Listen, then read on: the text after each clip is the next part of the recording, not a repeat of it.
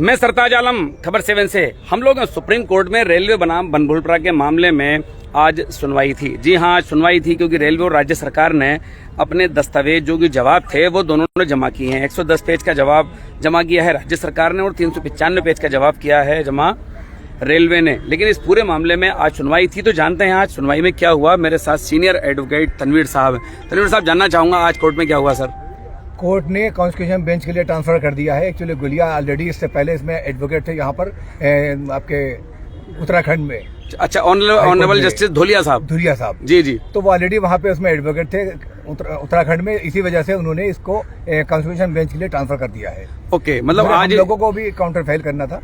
जी तो जी, उससे पहले उन्होंने ही बेंच को ट्रांसफर कर दिया है। ओके, तो इस वाले मामले में आज सुनवाई नहीं हुई, बल्कि जस्टिस धुलिया साहब इस वाले मामले में ऑलरेडी उत्तराखंड में एडवोकेट थे। यस, तो उसको ट्रांसफर कर दिया है।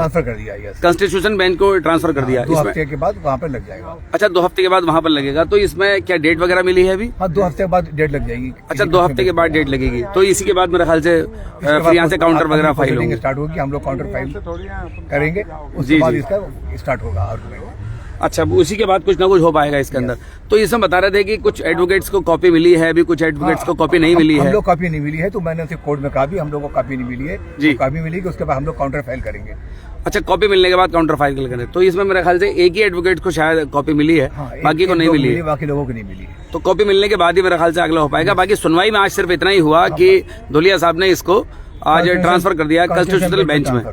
ठीक है, चलिए, बहुत बहुत शुक्रिया मेरे साथ बात करने के लिए। तो सलमान खुर्शीद साहब के जो एडवोकेट हैं यहाँ पर, वो मेरे साथ हैं, जो कि सीनियर एडवोकेट हैं। उनके जूनियर यहाँ पर बात कर रहे थे और हल्द्वानी से तकरीबन 8 याचिकाएं सुप्रीम कोर्ट में लगी हैं। जी हाँ, लेकिन एक ही एडवोकेट को यहाँ पर कॉपी मिली थी, बाकी किसी को यहाँ पर कॉपी नहीं मिली है। और इस वजह से जो कि ऑनरेबल जस्टिस धुलिया साहब हैं, वो इस मामले में हाई कोर्ट में खुद ही इस पूरे मामले में वकील थे, तो उन्होंने इसको ट्रांसफर कर दिया है। अगली तारीख जो मिलेगी वो रजिस्ट्री से पता लगेगा। लेकिन मेरे साथ यहाँ पर कुछ लोग हैं, मैं यहाँ पर बात करता हूँ। जी सुहेल साहब, इस मामले में अभी जवाब दाखिल हुए हैं, अब आप लोग क्या करेंगे? फिलहाल तो अभी आपको अगली डेट मिल जाएगी। जी जी सरताज भाई, जैसे कि सब लोगों को पता है कि अभी जस्टिस धुलिया साहब जो थे, वो क्योंकि 2007 में वकील थे या इसी मामले में, रेलवे के मामले में, तो उन्होंने अपने आप को विड्रॉ कर दिया है। और अब जो है अगली तारीख मेरे ख्याल से 15 दिन के भीतर लग जाएगी। और हम लोगों ने सब लोग तैयारी कर ली है। सारे एडवोकेट यहाँ पर हमारे मौजूद थे, आप लोग देख रहे हैं। सारे हल्द्वानी के यहाँ के जो हमारे लोग यहाँ पर सब मौजूद हैं प्रांगण में। और लगता है कि 15 दिन बाद इसकी डेट लग जाएगी। ठीक है, कुछ जमीन को राज्य सरकार ने अपना माना है और कुछ जमीन को रेलवे ने अपना माना है। आपका अगला कदम क्या होगा? देखिए, मेरे पास तो खुद मेरी आराम मशीन क्षेत्र में आती है और उसकी रजिस्ट्री 1942 की मैंने दी है अपने एडवोकेट को, और वो नो लीज है। उस समय यहाँ पर लीज हुआ नहीं करती थी हल्द्वानी में, और जो आज़ादी से पहले की रजिस्ट्री मेरे पास मौजूद है, वो मैंने आज अपने एडवोकेट को दे दी है। और इससे साबित ये होता है कि ये सरकार की ज़मीन भी नहीं है ना, ये लीज की ज़मीन है।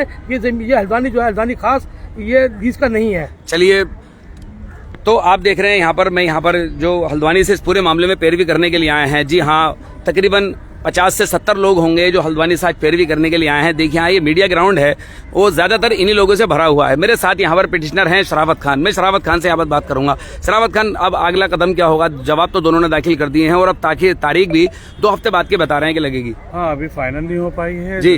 धुलिया जो है उन्होंने अपना नाम इससे विड्रॉ कर लिया है जी। अब जब तक नई बेंच नहीं बनती तब तक इसके बारे में अभी कुछ नहीं कह सकते। लेकिन हाँ, ये है कि इस बीच में हमें तैयारी का और वक्त मिल जाएगा, क्योंकि हमें राज्य सरकार और रेलवे की तरफ से जो काउंटर फाइल हुआ है, उस पर हमें तैयारी करने के लिए टाइम चाहिए था, वो ऑटोमेटिकली हमें मिल जाएगा। इसमें मिल जाएगा। मेरे साथ यहाँ पर सलीम अंसारी साहब हैं। अभी तक रेलवे सारी जमीन को अपना बताता था, लेकिन राज्य सरकार ने अभी 13.5 हेक्टेयर के आसपास अपनी जमीन भी बताई है। अब आप लोगों को अगला कदम क्या होगा? फिलहाल तो तारीख अब 2 हफ्ते बाद ही आपको मिलेगी। सरताज भाई, ये जो जवाब दाखिल किए हैं रेलवे ने और राज्य सरकार ने, इनमें दोनों में ही आपस में बहुत ज़्यादा कन्फ्यूजन है और उनके दोनों के जवाब दावों की नकल हमने ले ली है।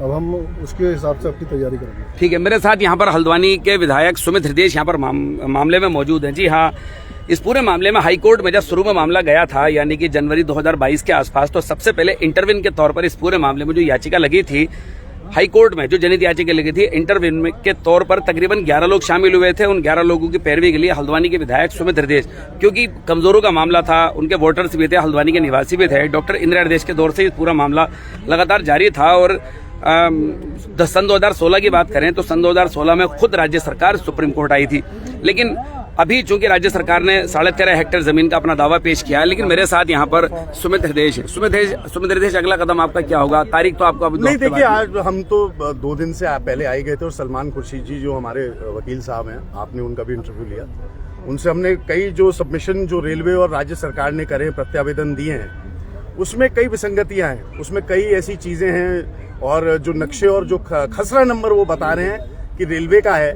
रेलवे के पास कोई गजेट नहीं है, कोई कब उन्होंने वो जमीन एक्वायर करी, कौन से सन में एक्वायर करी, उसका कोई गजेट नोटिफिकेशन नहीं है, कोई उनके पास सेल डीड नहीं है। क्योंकि राज्य सरकार जो भी तत्कालीन राज्य सरकार होगी, चाहे ब्रिटिश काल की मैं बात करूं या उत्तर प्रदेश की मैं बात करूं, अगर जमीन कोई लेता है, सरकारी भूमि अगर कोई ले रहा है तो उसका गजेट नोटिफिकेशन जारी होता है। तो अभी उसमें कई सारी, मैं जैसे आपसे कह रहा हूं, विसंगतियां हैं। राज्य सरकार ने, क्योंकि हाई कोर्ट में तो राज्य सरकार चुप्पी साध के बैठी हुई थी, हाई कोर्ट में जो भी फरमान जारी हो रहे थे उसमें कोई जानकारी देने में राज्य सरकार तैयार नहीं थी। लेकिन ये न्याय का मंदिर है, सर्वोच्चतम।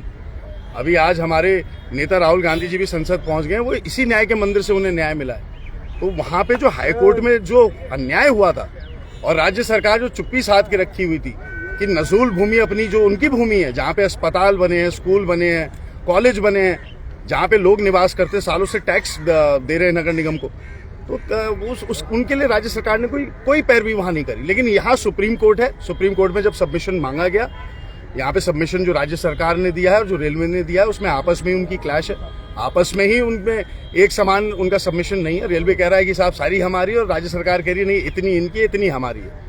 तो अभी उसमें और भी कई तथ्य, फिर उसमें कहा जा रहा है कि गौला में कटाव हो रहा है।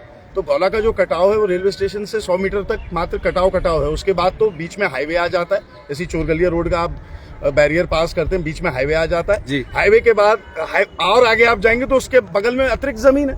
तो रेलवे को ट्रैक बनाना है तो जमीन पे बना ले ट्रैक। लोगों को विस्थापित करके ट्रैक बनाना कहाँ की मानवता है और कहाँ का विकास है। तो ऐसे कई सारी चीजें हैं जिन तथ्यों को लेकर अब हम अगली तारीख में, जैसे हमारे वकीलों ने हमें आदेश करा है, हमें कुछ कागजात तैयार करने, कुछ नक्शे तैयार करने हैं, उन नक्शों के साथ हम अगले सबमिशन में आएंगे। आज अनफॉर्चुनेटली क्योंकि इसमें जस्टिस धूलिया जी जस्टिस कॉल के साथ बैठे थे सुनवाई में, तो उन्होंने अपने आप को रिक्यूज कर लिया, विड्रॉ कर लिया इस केस से, क्योंकि शायद 2007 या उसके बाद कभी वो जब वकील रहे होंगे तब वो शायद अपीयर करे थे इस केस में, तो उन्होंने अपने आप को रिक्यूज कर लिया। तो जस्टिस कॉल के साथ जब दूसरे जज इसी बेंच पे बैठेंगे, अभी पता लग जाएगा अगले कुछ दिनों में रजिस्ट्रार ऑफिस से यहाँ सुप्रीम कोर्ट के कि अगली तारीख क्या होगी। लेकिन हमारी तैयारी भी पूरी है, हमारी मुस्तैदी भी पूरी है।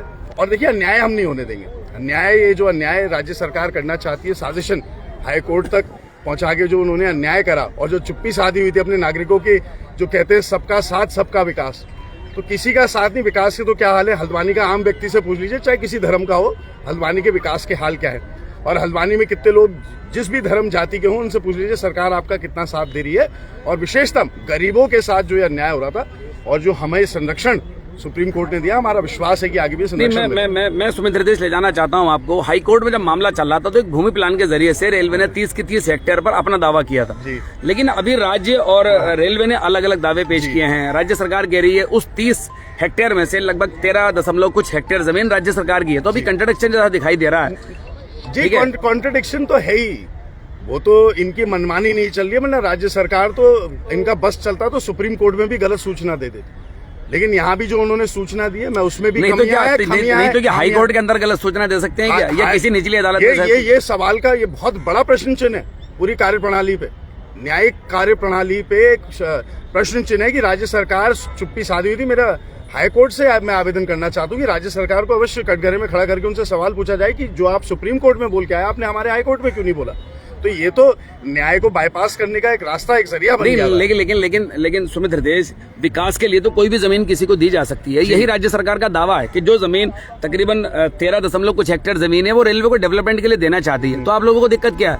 नहीं, हमें दिक्कत यह है कि वहाँ पे लोग निवास करें, और आज से नहीं 85 सालों से लोग निवास करें, उनका घर है, इस देश के वो नागरिक हैं, इस प्रदेश के वो नागरिक हैं, इस प्रदेश के उन्नति में, बढ़ोतरी में उनका भी अपना योगदान है, चाहे छोटा मोटा योगदान हो, लेकिन योगदान है।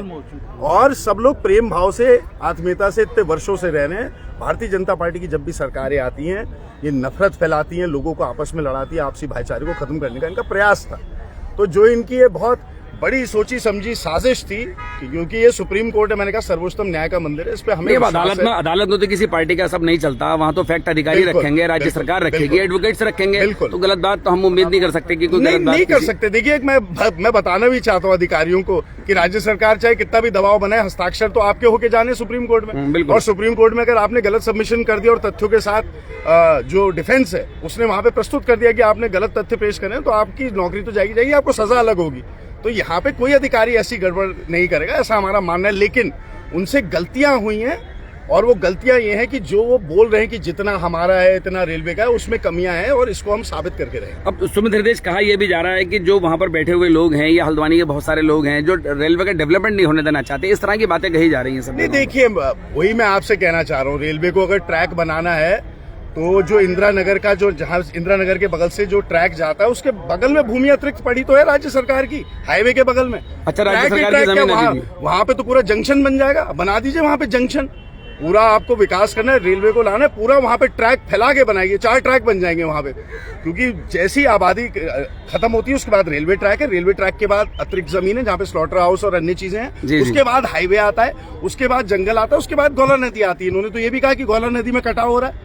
अरे तो अभी आजकल हो भी रहा है। तो 80% तो जो आपका ट्रैक है वो तो 300 मीटर वैसी गौला से दूर रहेगा, तो वहां पे तो कोई वैसी दबाव नहीं है। आपको ट्रैक बनाने खूब 4 ट्रैक बनाइए वहां पे, आपका स्वागत है। राज्य सरकार दे दे वो जमीन जहां खाली है, जहां कोई लोग निवास नहीं करते। किसी गरीब का आशियाना उजाड़ के, किसी गरीब को विस्थापित करके कोई विकास की अगर बात करता है तो वो विकास भी झूठा है और उनकी सोच भी बिल्कुल बेकार है। चलिए, बहुत बहुत शुक्रिया सुमित भाई मेरे साथ बात करने के लिए। तो सुमित हृदय हैं, खैर विधायक हैं कांग्रेस से, वो अपनी बात कर रहे हैं कांग्रेस पार्टी की।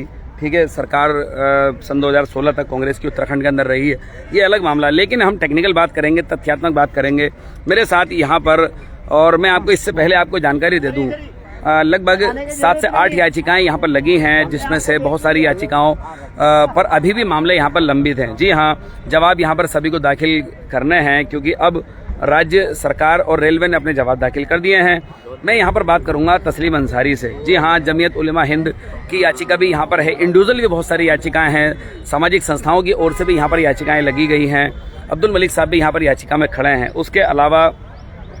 उसके अलावा जैसे कि मैं आपको बता रहा था, जमीयत उलेमा हिंद ने जो अपने एडवोकेट्स खड़े हैं उनकी पैरवी के लिए शुएब अहमद समाजवादी पार्टी के हैं, वो भी लगे हैं। लेकिन आज उनकी वाइफ क्योंकि बीमार चल रही हैं अस्पताल में, इसलिए वो यहाँ पहुँच नहीं पाए, तो आज हम उनसे बात नहीं कर पाएंगे। लेकिन मैं तस्लीम अंसारी से बात करूंगा, काफ़ी मुस्तैद इस पूरे मामले में। तस्लीम अंसारी, किस तरह देखते हैं आप? जस्टिस धूलिया साहब ने तो आज, क्योंकि जो कॉन्स्टिट्यूशनल बेंच को उन्होंने फॉरवर्ड कर दिया है मामले को, क्योंकि वो पूरे मामले में एडवोकेट रहे थे।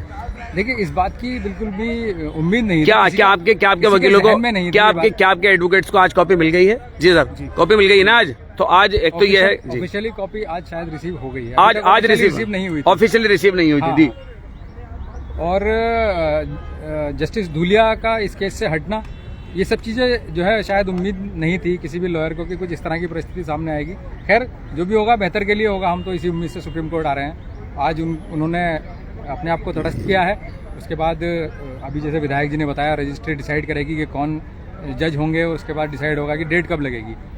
तो अब देखते हैं नेक्स्ट डेट कब आती है। बाकी मामले की देखिए टेक्निकलिटी तो इतनी उलझा दी गई है, अब इतनी उलझ गई है।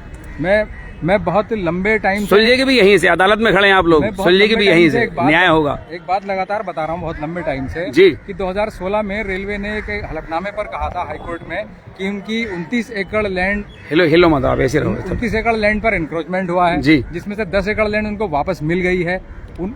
19 एकड़ लैंड खाली कराने के लिए उन्होंने एप्लीकेशन दी थी हाईकोर्ट में। हाईकोर्ट ने मैटर डिसाइड कर दिया था, उसके खिलाफ सुप्रीम कोर्ट से स्टे मिला था और 19 एकड़ में बसे लोगों को पीपी एक्ट में नोटिस देने थे, लेकिन रेलवे की तरफ से नोटिस दिए गए 78 एकड़ में बसे लोगों को। हाँ। अब 78 एकड़ में बसे लोगों पर रेलवे के एनक्रोचर होने का ठप्पा लग गया। हाँ। 2017 से लेकर के 2022 दिसंबर में इतने सारे 78 एकड़ में बसे लोगों के खिलाफ ऑर्डर हो गया कि वो खाली कर दें। इस तरह पूरे राज्य में हल्द्वानी की इतनी बड़ी आबादी को रेलवे का अतिक्रमणकारी घोषित कर दिया गया। हाँ। आज भी सोशल मीडिया में आप यही मामला उजागर है कि तो निकलो फिर आप निकाल दो रेलवे की रेलवे की जमीन पर हल्द्वानी में इतनी भारी संख्या में लोगों ने अतिक्रमण कर रखा है। हाँ लेकिन जबकि परिस्थितियां दूसरी हैं। 2016 में ही रेलवे ने कहा था कि हमारे कुल 19 एकड़ जमीन पर अभी फिलहाल इंक्रोचमेंट है, वो खाली करा कर दे दी जाए। तो अब धीरे धीरे अब आज उन्होंने ये जो नया सबमिशन आया है रेलवे की तरफ से और राज्य सरकार की तरफ से कि उसमें लगभग 16 एकड़ जमीन है जो रेलवे की है और उसके अलावा 13 से 14 एकड़ जो जमीन है वो स्टेट की है। तो देखिए टेक्निकलिटी बदल रही है, कहीं कुछ कहा जा रहा है, कहीं कुछ कहा जा रहा है।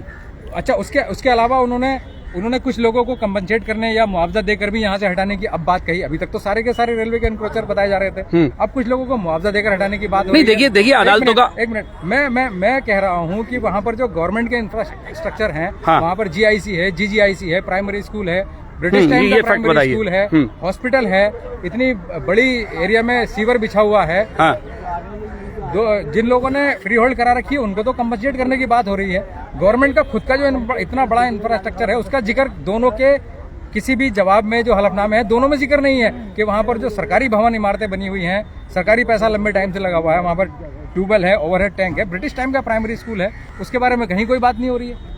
अब देखिए क्या वो जंगल में बन गए थे? एक बहुत बड़ी आबादी वहाँ पर उनके बनने से पहले मौजूद थी, तभी तो 1944 में जब पहला स्कूल स्थापित हुआ है तो वहां पर आबादी तो उससे पहले से रही होगी ना, क्या वहां जंगल में बन गया था? तो बहुत सारी चीजें हैं अभी जो फ्लोर पे आनी बाकी हैं, न रेलवे की तरफ से न राज्य की तरफ से इन सब चीजों के बारे में कहीं कुछ कहा ही नहीं गया है। दूसरी बात, जनवरी में जिला प्रशासन, फॉरेस्ट और तहसील और रेलवे का एक संयुक्त सर्वे हुआ था, वो सारी की सारी रिपोर्ट गायब है। अच्छा, मीडिया ने कवरेज किया था, सबने दिखाया था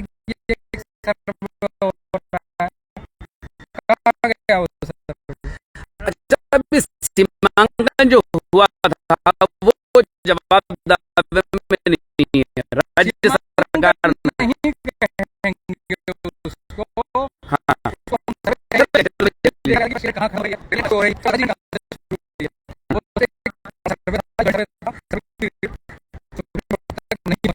बहुत शुक्रिया। मेरे साथ यहाँ पर जमीयत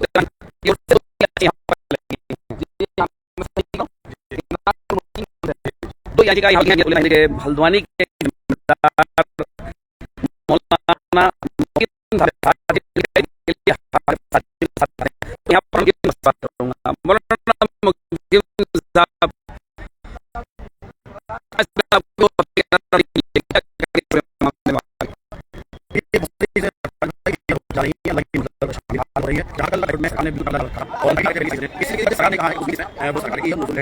अगरचे ये कोई मायने नहीं रखता है क्योंकि रेलवे ने भी अपना कोई मुकम्मल अच्छा कोई जवाब नहीं दिया है और सरकार ने भी अभी कोई जवाब नहीं दिया है, लेकिन किसी न किसी दर्जे इसको अगर बेहतर माना जाए तो ये इंशाल्लाह बेहतरी की तरफ कदम आगे को बढ़ रहे हैं।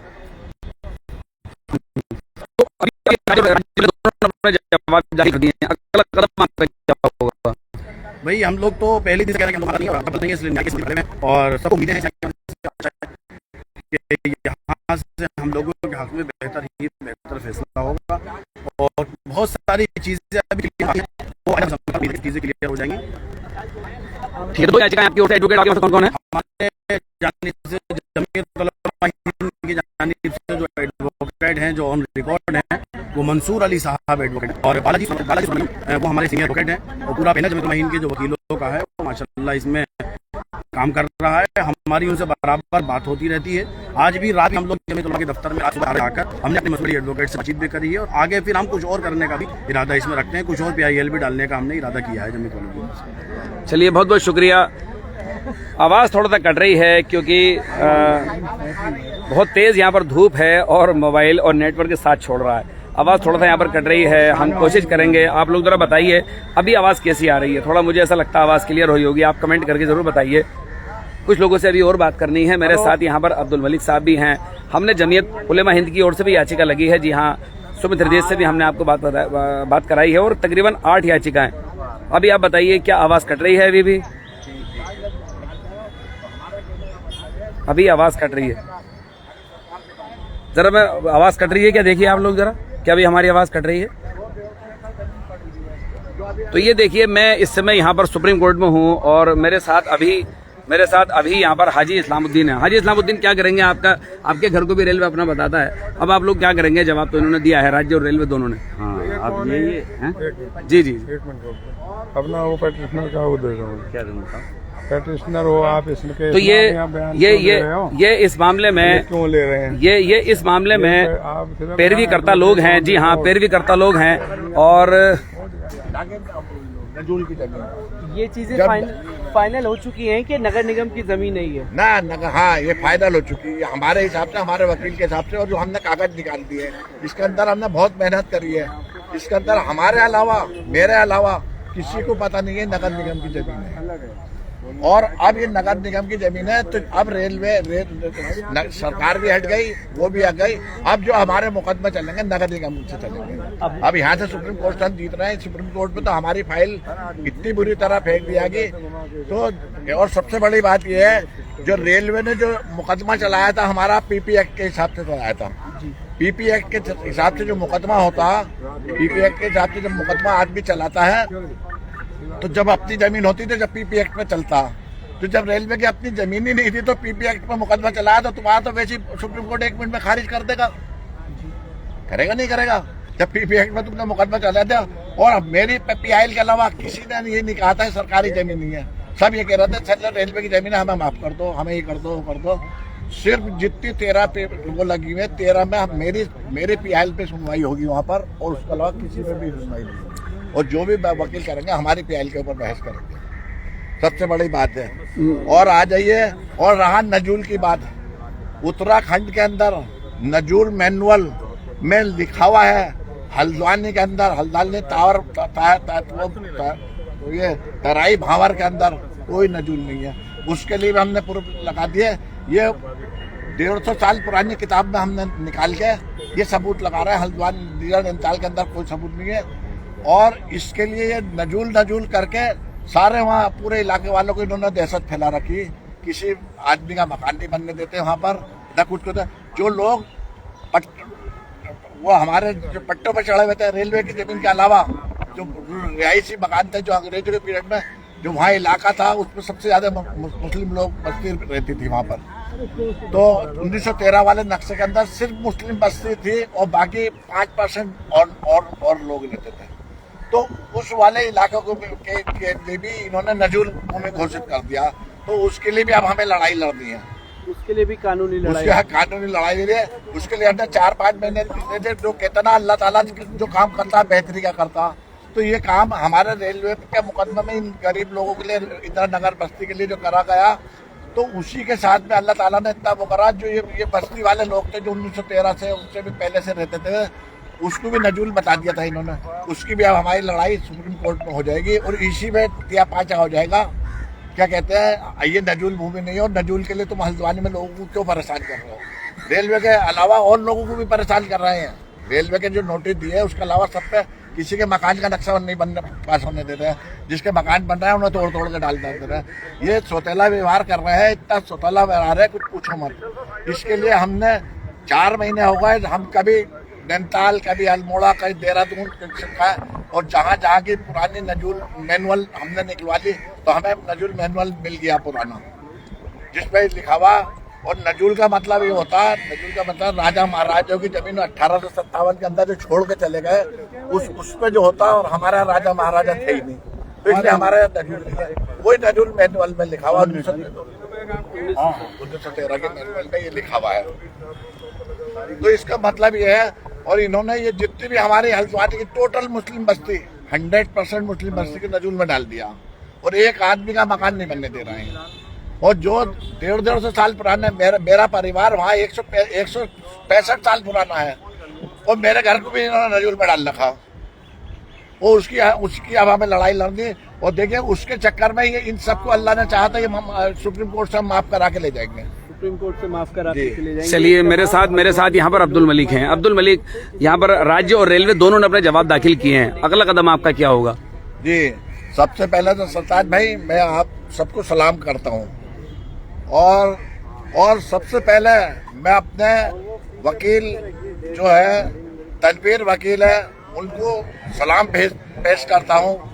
उन्होंने जो मुकदमा लगाया था, लड़ाया हाई कोर्ट के अंदर, वो इतनी पैतरेबाजी से लड़ाया था, इतनी पैतरेबाजी से लड़ाया था, जितने ही मुकदमे हमारे 13 लोगों ने पार्टी 13-14 लोग पार्टी बनी, 13-14 पार्टियों में सारी पार्टी जीरो है और हमारी पार्टी हीरो है। वो क्यों? तनवीर भाई ने अपने मुकदमे में किसी ने नहीं लिखा, ये नहीं लिखा ये मुकदमा नहीं चल सकता है, पीपी एक्ट से बाहर है। तनवीर भाई ने और हमारे आरसी मिश्रा जी जो बरेली के रेवेन्यू के एक्सपर्ट हैं, उन्होंने ये हमसे कहा था इधर तनवीर भाई को ये लिखवाओ, ये पीपी एक्ट के दायरे में नहीं आता। अब पीपी एक्ट के दायरे में मुकदमा हमारा सुप्रीम कोर्ट में क्यों दो मिनट के अंदर उड़ जाएगा? इसलिए उड़ जाएगा जब रेलवे ने लिख दिया हमारी जमीन नहीं है। पीपी एक्ट का मुकदमा रेलवे ने पीपी एक्ट के हिसाब से लड़ा था। जब पीपी एक्ट में मुकदमा उसने लड़ा तो पीपी एक्ट का मुकदमा वो लड़ सकता जिसकी जमीन हो। रेलवे की जमीन होती वो पीपी एक्ट में लड़ सकता था। जब रेलवे ने अब लिख के दे दिया मेरी जमीन ही नहीं है तो पीपी एक्ट में कैसे लड़ेगा? तो जो हाई कोर्ट रेलवे ने हमारे हाई कोर्ट को भी गुमराह करा और अब हम इसी बात के ऊपर रेलवे के ऊपर महाधनी का दावा करेंगे। महाधनी का दावा इसलिए करेंगे, अभी कोर्ट से निर्णय तो होने दीजिए मलिक साहब। नहीं वो निर्णय, अरे यार एक बात सुनो, किसी आदमी के ऊपर हमारा तुम एक जगह कह रहे हो हम पीपी एक्ट में मुकदमा चला रहे हो। अभी तो आप जो भी कहेंगे कोर्ट में ही कहेंगे ना अपने बात। कोर्ट नहीं, आगे के लिए मैं भविष्यवाणी कर रहा हूँ, ये तो खत्म हो गया। अच्छा मैं ये कह रहा हूँ रेलवे ने ये लिख के दे दिया मेरी जमीन नहीं है और जब तुम्हारी जमीन ही नहीं है तो तुमने पीपी एक्ट में मुकदमा कैसे लड़ा? जब पीपी एक्ट में मुकदमा लड़ा इसी बात के ऊपर इनका 2 मिनट में त्या पाचा हो जाना। तो ये तो कोर्ट के अंदर होगी जो भी बातचीत होगी आपकी। एक्ट भी तो है, हाँ। एक्ट है ना, हाँ। एक्ट है, उस एक्ट के हिसाब से मुकदमा ही नहीं है। ठीक है, अब इन्होंने हाई कोर्ट को गुमराह करा और इसकी वजह से हमारे जो लोग हैं वहाँ पर दहशत में नहीं। मैं तो ये कह रहा हूँ, वो आ गई बात हमारी दहशत की। मैं तो ये बात कर रहा हूँ अभी तक रेलवे पूरी जमीन को अपना दावा करता आया था, लेकिन अभी राज्य सरकार ने 13 कुछ हेक्टेयर जमीन पर अपना दावा पेश किया। इस पर आप लोग क्या कहेंगे? ऐसा ना, सरकार जो है, सरकार भी गलत दोहरी पॉलिसी खेल रही है। सरकार दोहरी पॉलिसी इसलिए खेल रही है, ये 1959 फसली, 1940 फसली, 1930 फसली में ये बंजर भूमि चढ़ी हुई है। बंजर भूमि का मतलब होता है नगर पालिका की जमीन। जब नगर पालिका की जमीन होती तो नगर पालिका की जमीन और नजुल नहीं हो सकती। फिर वो जो जमीन नगर पालिका की है और नजुल नहीं हो सकती, ये कानून है। लेकिन सब जगहों पर तो जो जिसका प्रबंधन निकाय करते हैं, नगर पंचायत करे, नगर पालिका करे या नगर निगम करे, वो तो सब लैंड जो है वो नजुल की तरह ही ट्रीट किया जा रहा है उत्तराखंड में सब जगह। और 1913 के अंदर जब ये बंजर भूमि जड़ी हुई थी तो 1967 के अंदर ये नजुल भूमि कैसे हो गई? 1959?